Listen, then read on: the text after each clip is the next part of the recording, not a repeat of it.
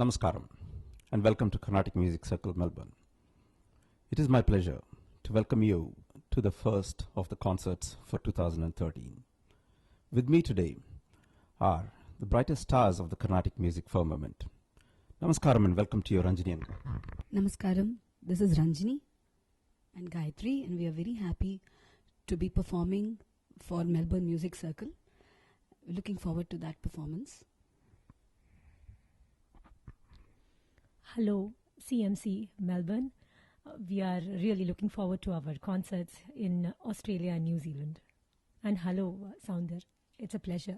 You've had a sparkling Margary season, replete with wonderful reviews. And a quick look at your schedule shows that it is absolutely packed to the rafters. The question then comes about, how do Ranjani and Gayatri continue to deliver concerts that are so full of energy, enthusiasm and innovation, not to mention keeping track of all of those remarkable saris? Thank you, Sounder, for all those wonderful compliments. I'll start with the last question on the saris. Ranjani and I are, we kind of by accident discovered this contrast matching saris. And it is quite a challenge to keep that up. I think that's the biggest challenge of all, more than anything else. But it's nice to be appreciated for something other than our music once in a way. Because with both of us, it's always the music and only the music. We hardly have anything else happening apart from the music, really. I think most of our rasikas come there for 3 hours of music. And we are happy to keep it that way. Yes, it is quite a challenge for, when you get to the top, in the sense of as a performing artist, it is on the exterior look of it, yes, it is a challenge. But believe me, when you start singing on stage or when you start singing, for me and Ranjani, everything else is like we have forgotten it. It's not like I'm there, I have to keep up a name or I have to sing to please somebody. No, all of it, strangely enough, these questions have never occupied our minds, because once you start singing, then you're actually singing to the God within you. And when you sing only to please the God within you, I think the world really moves with you. And that's something I have believed in. And yes, for us, our entire quest is to really touch that moment of that bliss. And when you do get it, it's not that it really happens all the time. It's a very rare moment. And when it happens, that's enough. And we keep hoping and praying that these moments will happen more often in our concerts. Actually, many times when we perform together, I sitting on stage and music, happens and it flows. You feel so blessed to be there and to be doing it. You feel so fortunate to be in that position, that space. It's not that everyone gets that opportunity to connect with so many people. Forget not only about you. When you're sharing music with others and you are on stage, you are just a medium to connect the music which comes from somewhere and share it with people. So this makes a beautiful circle. And only if you are involved and passionate and humble will the music really flow through you. And you are also given the great opportunity to carry so many people to that destination, to that bliss. And that is a very powerful moment, you believe me, and I felt that. I felt so honored to be and lucky to be there. And many times I've had tears pouring down my cheeks just to be in that moment. And you, as an artist, you live and die for such moments. Wonderful. I think all the Sufi masters like Nusrat Fateh Ali Khan have said very similar things, and quite often, we haven't always been able to fathom what they mean, but I think you explained that even better. And I think you might have answered my next question, which is, sorry to use a sporting metaphor, but Melbourne is the sporting capital of Australia, and we like to take that claim seriously. A lot of sportsmen talk about being in the zone. When they are in that zone, they pretty much they feel that they're flying above the pack. That feeling of invincibility. Now, I wouldn't suppose that you would use such immodest terms, but have you felt to be in the zone yourself? Yes, many times, Soundar. That's exactly what Gayatri was saying. Those moments of bliss, which completely transcends you from what I am or what Gayatri is. It is beyond that individuality or ego or that person. You are connected with a higher. You are going into a moment. It is not necessarily spiritual, but yeah, you're elevated to another plane altogether. And not only are you elevated, you also feel that sublimity everywhere. That the collective souls, because so many people have actually in that moment come to listen to you. But it is not about just them coming and listening to you, but it is like the collective upliftment. So it goes far beyond the applause that you get at the end of the concert. Sometimes I find that after such blissful moment, even the audience will feel they don't have to applaud at all. And it's not about just the applause that you get at the end.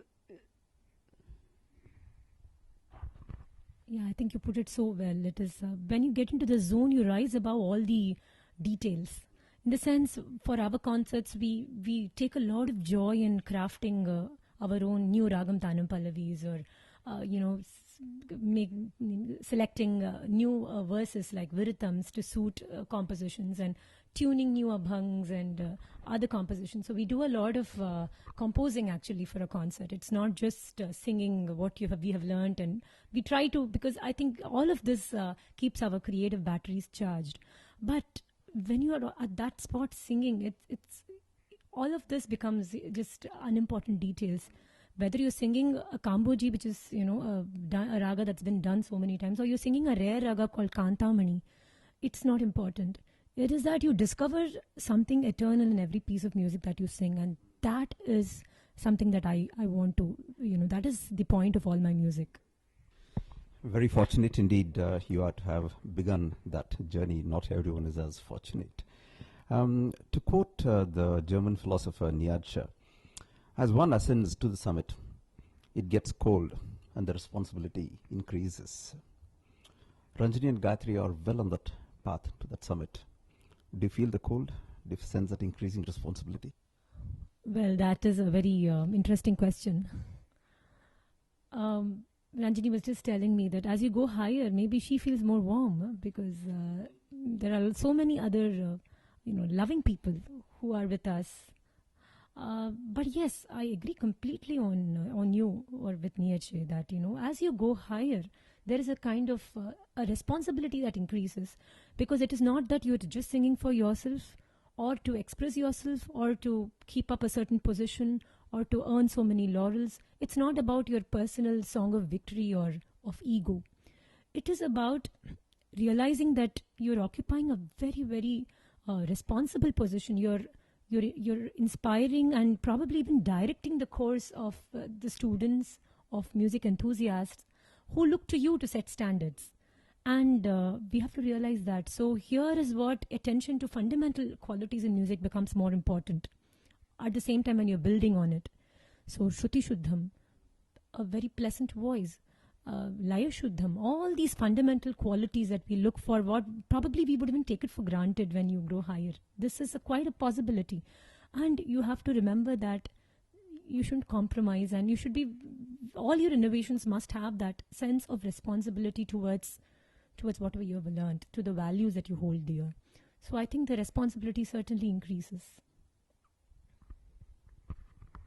Yes, I do agree with Gayatri's views, and I feel that we set standards and in fact set the course we gently nudge it to what it will be in the future, the Carnatic music of the future, the music of the future, and even maybe thinking how you think and approach music for the future generations to come. So you set a kind of a standard, and therefore it's very important to be humble. And it's not about you or I as a musician, but it is about the higher thing as music. You should think about music and how beautifully it flows, and how you're going to communicate that with sincerity and devotion. So it's about that and not an expression of yourself or your ego. And that's a very important thing that a musician should realize. That's so true. In physics, there's that precept that anything that's spoken, sound is not lost. It is suspended in the ether. And I think we are moving a little bit closer to that because with the advent of digital medium, I mean, your music will be preserved for, for perceivably the centuries to come. Changing tack altogether, again extending the sporting metaphor. Reading a lot of Indian cricket writers, one is struck by the common theme of how the Bombay cricketer is extremely successful, and I think the results bear it out. 40 Ranji Trophy wins, 16 Irani Cup wins, and I think most recently Akash Chopra in his book, he generalizations perhaps, but he considers the Bombay cricketer, and now we could extend that to the Bombayite at large, is he calls him or her to be a very focused, a very goal-driven, a very hard-working person. So, is there any truth to that generalization, or andur tannile edavadhu? Oh, that's a lovely question, Sounder, and yeah, I do think there is a lot of truth to his generalization. I also think that Mumbaikar, though I and Gayatri have lived in kind of a bubble created by my father, which kept generally the culture of Mumbai at bay, and it was like us and the music alone. I still think, looking out, because these influences are there when you see around you, you do get something, but you get the sense of what it is, definitely. And I think, as I have observed it at very close quarters, I do think that as a culture, Mumbaikars are very, very industrious and very hardworking. You would never find an auto driver sitting under a tree shade and, waiting for one customer to come so that you can fleece him. Arey, 100 rupiah dalo, just 2 kilometers away. 100 rupiah, nothing less. He will never do that. He would take 10 trips to earn that money. That is a kind of industriousness. So it is there and very much in the psyche of the Mumbaikar, is to work hard. I mean, even I'm talking about a physical labor like driving in the midst of traffic and pollution. Even then he would sincerely work. It expresses everything that, Akash Chopra said, perhaps, that they're very hardworking. They don't mind putting in their effort. And of course, this is there in the psyche of the very fabric of the mental makeup of Mumbai. I also think there are many things that, came easily to us growing up in Mumbai. One is exposure to multiple languages. Even though we never grew up really talking Hindi, Marathi on a very regular basis, we were kind of cocooned in the South Indian ambience. So, but we did hear a lot of these languages, and so that has given us easy familiarity with these languages. So when we sing our bhajans or Marathi abhangs, it's very easy for us to sing it like the Maharashtrian. The language sounds come easily to and I mean, I'm sure many musicians would agree with me on this. Of course, exposure to Hindustani music is a huge boon that we had. We attended the concerts in Fine Arts and, Shanmukhananda. We also went to Dadar Matanga Circle. We heard all the Hindustani. So we grew up being comfortable, appreciating the greatness of two different classical music genres, which might not really have happened if I grew up in a South Indian town. So that has taught me to look at music not, this is this and this is that, but to actually appreciate the greatness of both and to discover if it could. And these kind of music, it inspires and enriches you in many ways. So that has been a huge boon living in Mumbai. And also another thing was that we grew up listening to great concerts. Mumbai had a very rich, Carnatic music presence when we were growing up. We heard the best. We heard the top level of musicians like Nedunuri Krishnamurti, D.K. Jayaraman, Lalgudi Jayaraman, and Shamangudi Srinivasa Iyer. Of course, that's earlier generation. But we heard so many of great music. We really didn't get to hear maybe the upcoming musicians at that time because there were fewer concerts happening. So what happened was our standards were set by the best in the business. So you had only this kind of music to compare yourself with, and that was a good thing because it set our standards high.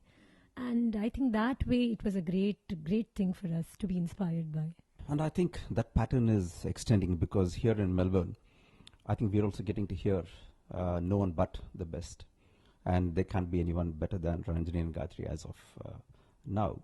So what can the audiences in Australia and New Zealand get to hear in this trip of yours? Can you perhaps provide a sample? As always, our concerts is going to be completely heavy classical music, and so Ragam Tanam Pallavi and our Viritam and Anabhang at the end, and of course all these things are going to be in full play.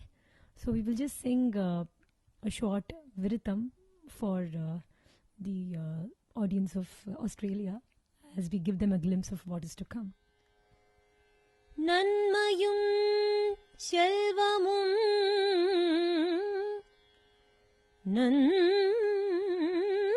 Nanmayum Shelvamum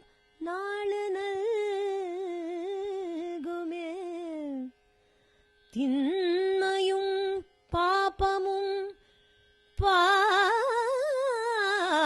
Papamum Chidainde Teyume Teyume Janmamum Janmamum Maranamum Indritiyume Imaye Imaye Rama Rama Rama Vendra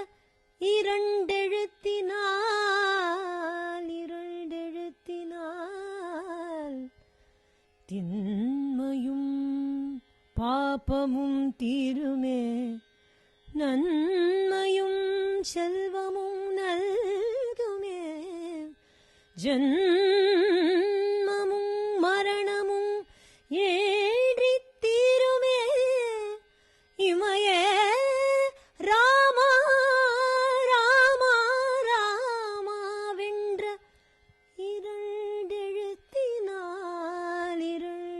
இரண்டெழுத்தினால் Rama Rama Rama ராமனை பஜித்தால் நோய்வினை தீரும் வீண் சஞ்சலம் அகன்றிடுமே ராமனை பஜித்தால் நோய்வினை தீரும் வீண் சஞ்சலம் அகன்றிடுமே சீதாராமனை பஜித்தால் நோய்வினை தீரும் வீண் சஞ்சலம் அகன்றிடுமே